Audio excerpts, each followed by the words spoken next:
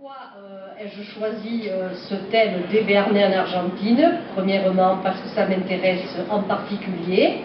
Je suis moi-même une descendante d'un grand-père qui a émigré en Argentine, qui a épousé ma grand-mère d'origine béarnaise. Mon grand-père était originaire d'un petit village près d'Oloron qui s'appelle Gurmançon, et ma grand-mère était originaire de Odox à côté de Navarrenx.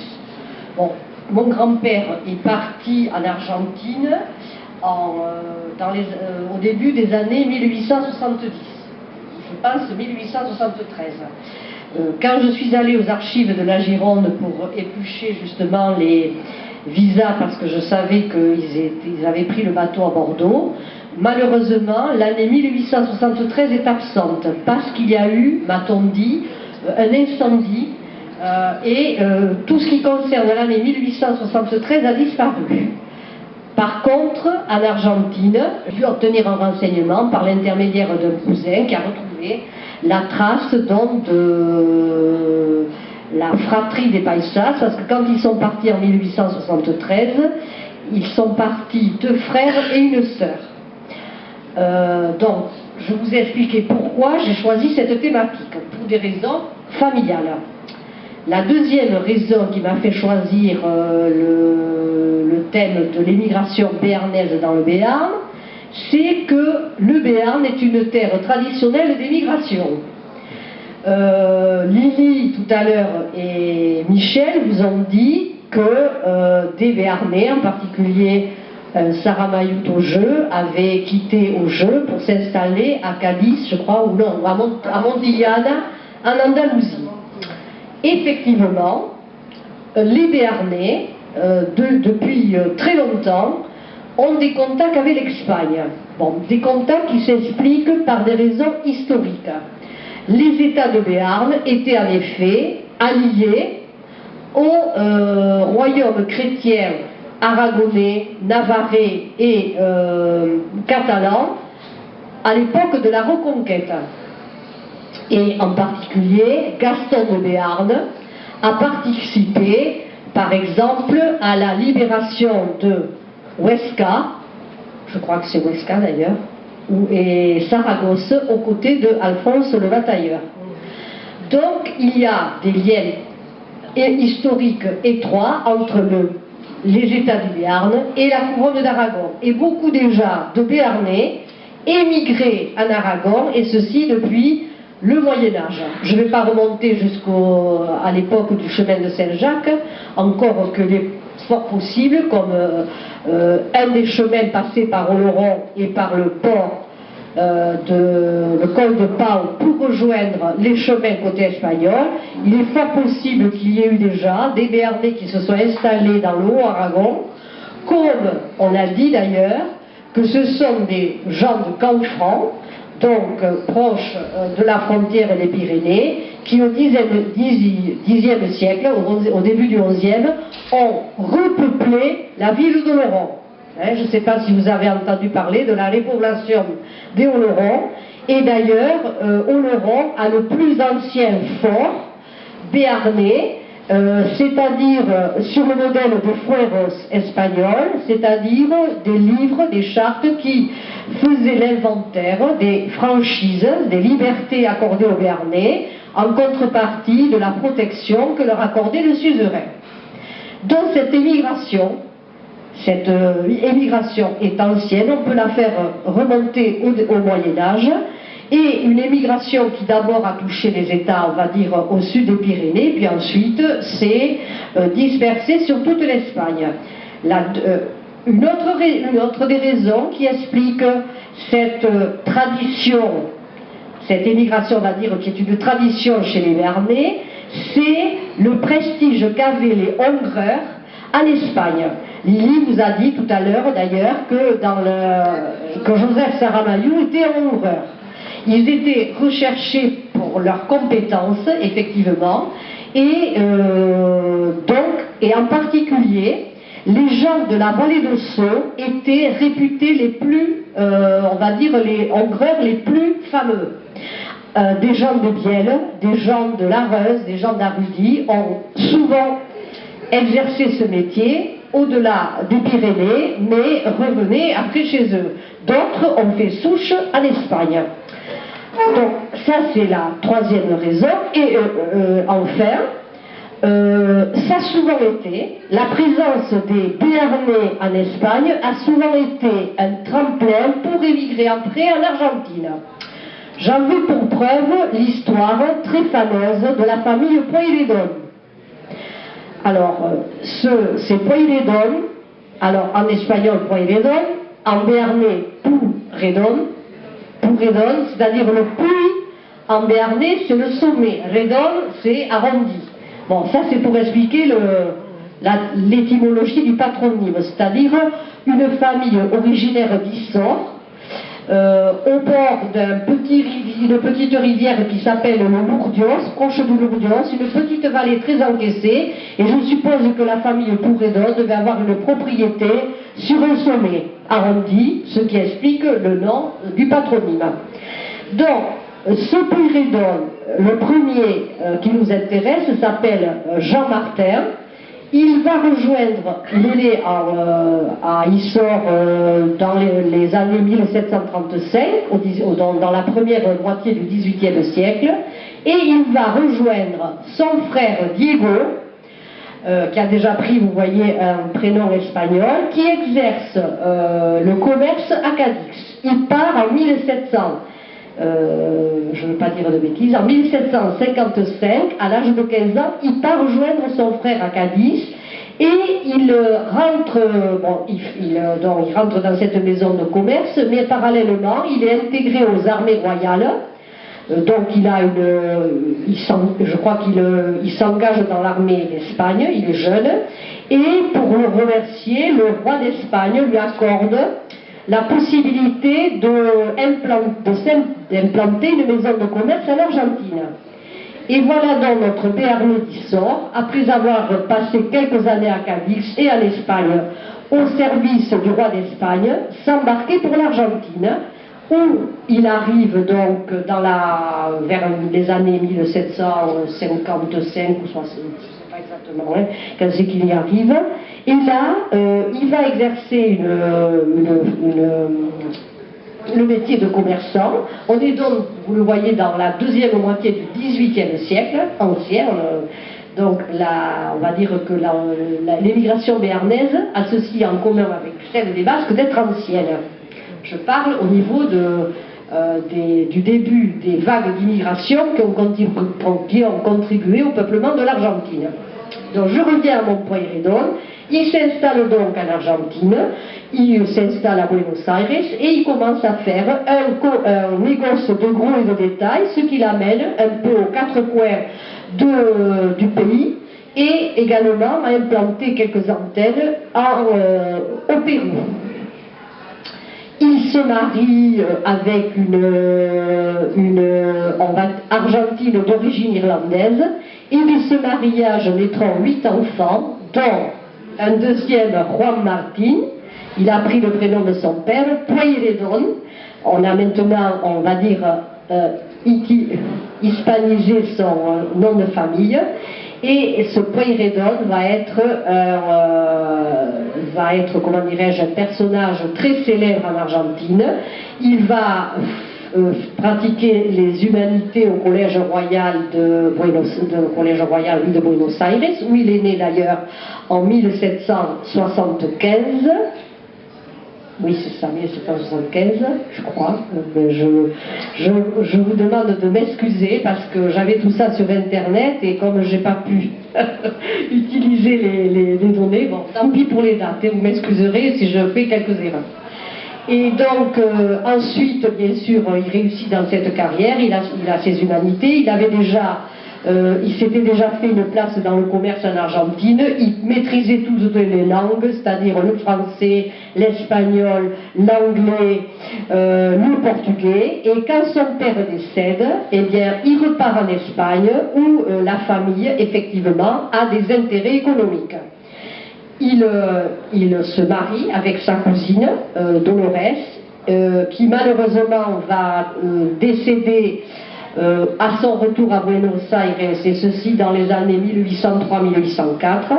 Et à partir de là, comment dirais-je, Pueyrredón va connaître à la fois une carrière militaire, une carrière diplomatique et une carrière politique jusqu'à sa mort, on va dire, en 1850. Alors, la carrière commerciale, j'y reviens pas. Il continue effectivement à gérer les biens de la famille. La carrière politique, on va dire, il la démarre avec le début des mouvements d'indépendance, car en effet, toutes ces colonies espagnoles profitent des guerres napoléoniennes, on va dire des embarras que crée l'invasion des armées napoléoniennes en Espagne, pour secouer le joug colonial. Et bien entendu, tout cela conduira à l'émancipation de toutes les colonies espagnoles, dont l'Argentine. Et Pueyrredón participera effectivement à ces guerres d'indépendance aux côtés de San Martín et de Bolívar. Mais il a aussi participé à exclure de l'Argentine les Anglais qui, profitant justement de tous ces mouvements qu'il y avait à la fois en Europe d'un côté et dans les colonies espagnoles de l'autre, essayaient de s'y installer. Profiter de ce désordre politique pour essayer de s'y installer, et Juan Martín Pueyrredón va sur ces deniers recruter des soldats qui vont combattre dans le cadre de milices dont il prendra le commandement, qu'il équipera, qu'il dirigera, qu'il armera, et il va donc participer à rechasser du Rio de la Plata les Anglais qui essayaient de s'y installer. Et ensuite, parallèlement, donc, il participe aussi aux guerres de l'indépendance, et quand ces guerres d'indépendance se terminent, en 1815, il accepte d'être le premier président des provinces du Rio de la Plata. À l'époque, on ne parle pas encore de l'Argentine en tant que pays. Il faut dire qu'à cette époque-là, toute l'Argentine n'est pas mise en valeur, en particulier la Patagonie, où vivent encore les Indiens, et que, faute d'immigrants d'ailleurs, faute de faute d'hommes, les Argentins n'ont pas encore mis en valeur. Donc, voilà notre Pueyrredón, dont le père a quitté Issor dans la première moitié du XIXe siècle, qui a réussi en Espagne, qui par remerciement a pu s'installer en Argentine et qui de là a participé avec succès à l'histoire de ce pays, puisqu'il en est devenu, on va dire, le premier président en 1815. Il décède en 1850. Il faut dire qu'après 1815, il y a un débat en Argentine entre faut-il choisir un pays fédéral, faut-il choisir un pays unitaire. Et ce débat est toujours en vigueur d'ailleurs en Argentine, comme dans beaucoup d'États latino-américains. Il y a des poussées centrifuges, il y a des poussées centripètes, et ça depuis l'origine de ces pays. En fait, on va dire l'origine des pays latinos devenus indépendants. Donc voilà pour Pueyrredón. C'est que j'en étais. Oui, de la famille des Pueyrredón. Alors, il nous faudrait... Bon, donc, voilà, une famille béarnaise, on peut dire, qui a réussi, effectivement. Et aujourd'hui, on ne compte pas les rues Pueyrredón, le drapeau des milices de hussards de Pueyrredón qui figure au musée national. Enfin, c'est une personnalité qui fait partie de l'histoire de l'Argentine. Et Pueyrredón fait partie de ce qu'on appelle les familles créoles. C'est-à-dire qu'il est né en Argentine, qu'il a des biens, qu'il est aussi un grand propriétaire terrien, et qui, comment dirais-je, et dont les descendants font partie aujourd'hui on va dire, l'élite, la bourgeoisie de l'Argentine. Alors, son histoire, elle est très bien connue des Béarnais, parce qu'en 1997, il y a eu le pastoral à l'âne, dont le thème était sur la famille Pueyrredón. en particulier sur son père, Jean Martin, et sur lui-même. Et cette pastorale, je pense, bon, je n'y suis pas allée, mais a connu beaucoup de succès. Alors vous savez que la pastorale, c'est comment dirais-je, un moyen d'expression d'un patrimoine culturel autant béarnais que sous le terre, qu'il y en a en Béarn régulièrement, à peu près tous les 2 ans. Il y en a aussi au Pays Basque, et la dernière au Pays Basque portait sur un arbet salé célèbre qui s'appelle, voyons, qui parle voilà, voilà, voilà, voilà. Si, c'est celui-là. La dernière, c'était sur René Cachin. Oui, alors l'avant-dernière, c'était sur Belgag. Bon, voilà.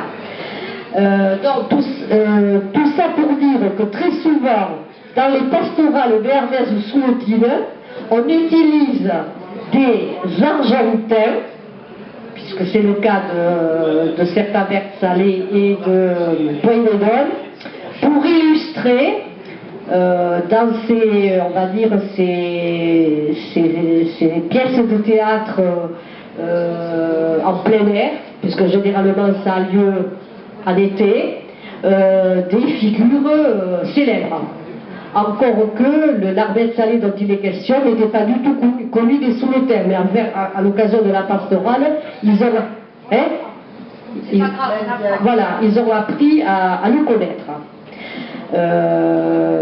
Voilà, alors maintenant que ces gens-là sont partis, pour les plus anciens comme Pueyrredón dès le XVIIIe siècle, pour les autres, c'est essentiellement une émigration qui date du XIXe siècle. Et il est très difficile de la dissocier de celle des Basques, parce que très souvent, quand les Béarnais débarquaient à Buenos Aires, eh bien, ils étaient inscrits sur Los Vascos.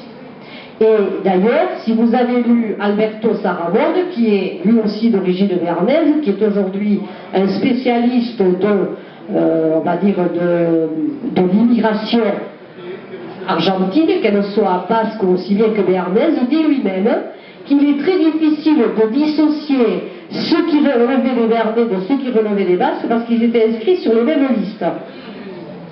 Bon, ceci dit, ça n'a pas une grande importance, mais on va dire par là que l'émigration des Béarnais est liée à celle des Basques.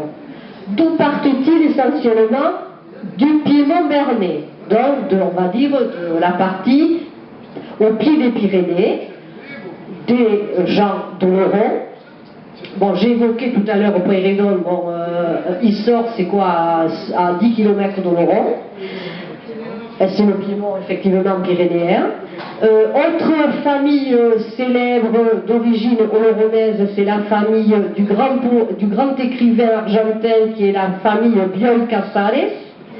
Les Bioy, en effet, ce sont les Oloronnais, qui étaient des commerçants, et figure parmi eux ce grand auteur, écrivain et poète, qui s'appelle Bioy Casares, qui est né à Buenos Aires en 1914 et qui est mort en 1990, ou je crois, à l'extrême fin du XXe siècle, et dont la production littéraire a été récompensée par le prix Cervantes, qui est l'équivalent du concours peut-être que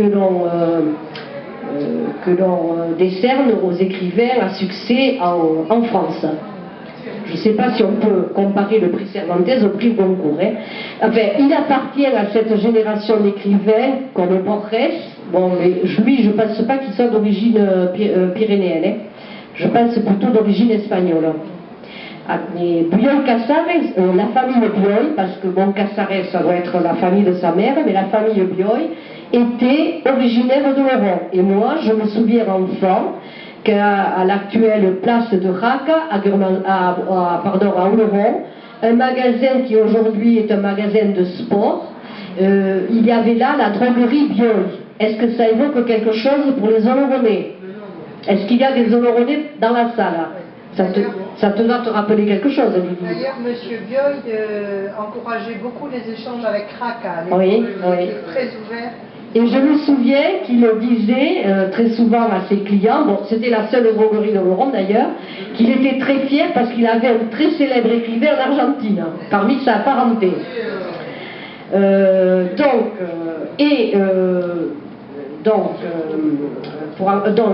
L'émigration béarnaise, on ne peut pas la dissocier de celle des Basques, elle est surtout importante au XIXe siècle.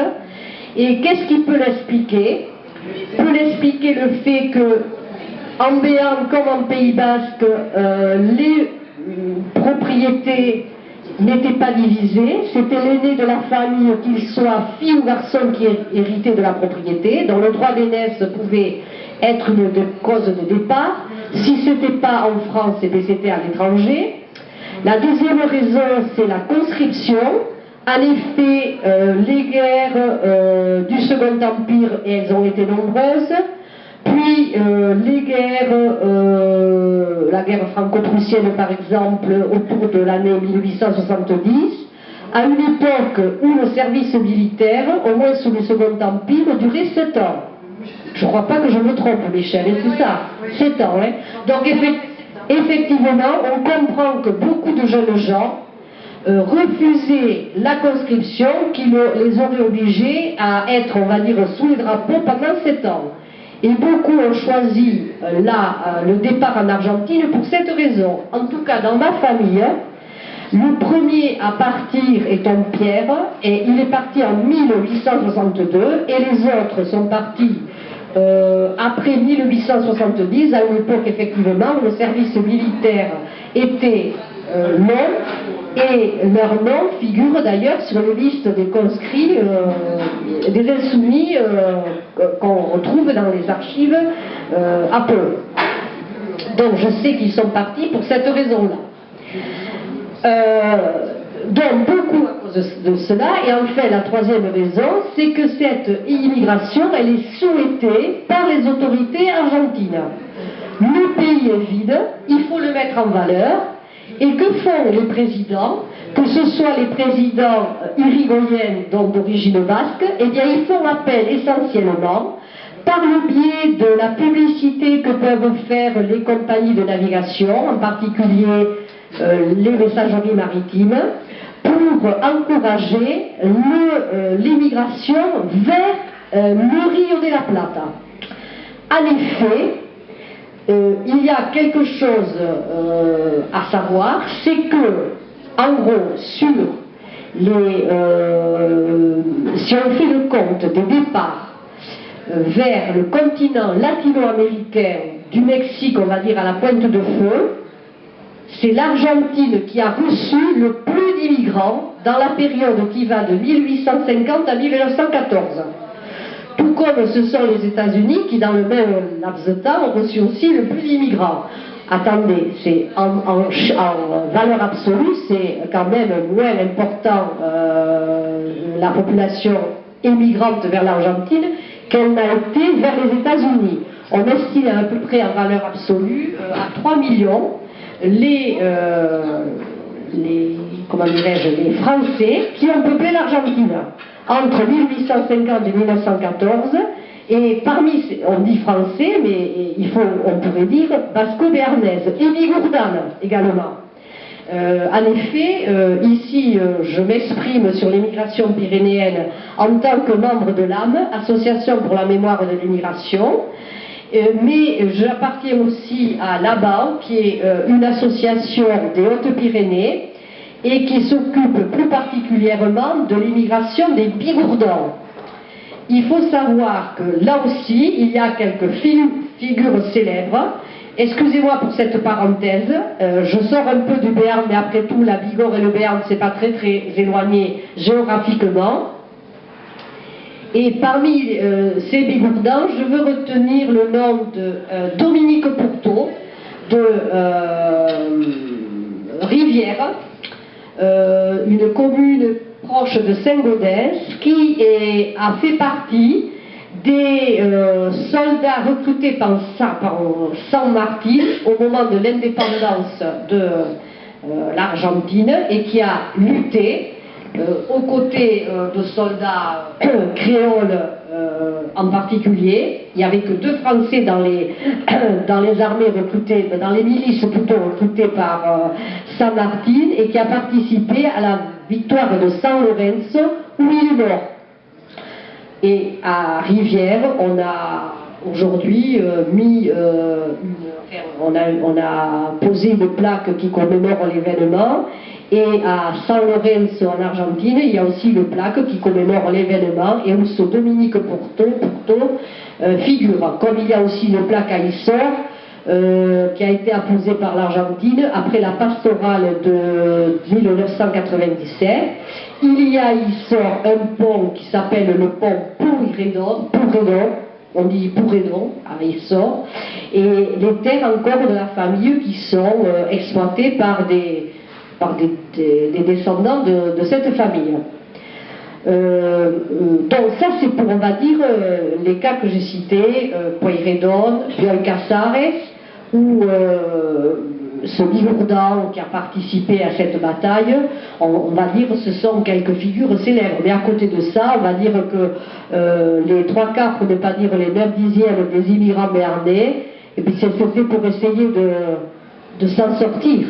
C'était pour les 3/4 d'entre eux une émigration de la misère, c'est parce qu'ils n'avaient pas de perspective de s'en sortir chez eux, ou qu'ils voulaient échapper à cette conscription qui partait là-bas, et ils savaient que là-bas, ils seraient accueillis favorablement parce qu'il y avait du travail.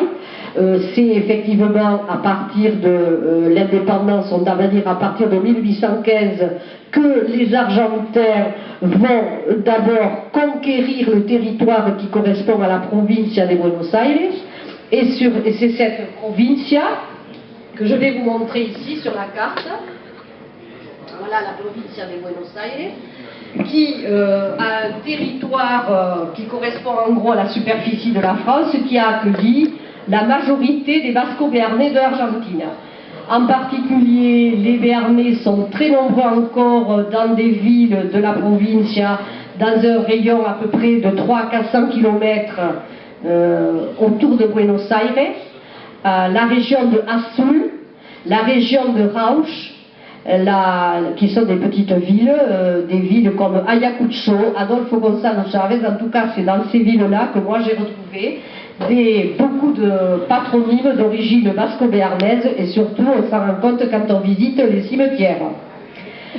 Donc beaucoup ont fait, donc d'abord sont partis sans rien, hein, et donc là-bas on travaillait dans les grandes propriétés, parce que dès que la Pampa a été, entre guillemets, débarrassée des Indiens, et bien qu'ont fait les conquérants, ils se sont accaparés les terres, ils ont créé de vastes estancias, et bien entendu, c'est là qu'on a commencé à planter le blé, le maïs, qu'on a développé l'élevage bovin et ovin.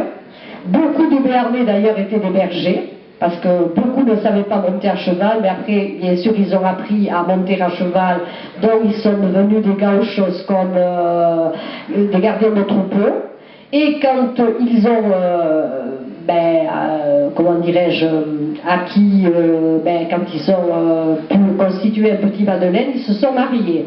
Ce qu'on peut dire des Basques et des Béarnais en Argentine, ils se sont mariés tard, parce qu'ils attendaient d'avoir un peu d'argent pour pouvoir comment dirais-je, épouser une fille du pays. Très souvent ils se marient les Basques se marient avec des Béarnaises, ou des Béarnaises se marient avec des Basques. Ils travaillent en général dans les mêmes exploitations, donc il y a des solidarités qui se créent là-bas et qui rappellent un peu les solidarités matrimoniales qui existaient entre les Souletains ou les Béarnais chez nous dans les Basses-Pyrénées. On me fait signe que le temps qui m'était imparti est terminé. Je vous remercie de votre attention et je vous prie de m'excuser si j'ai pas toujours été très cohérente.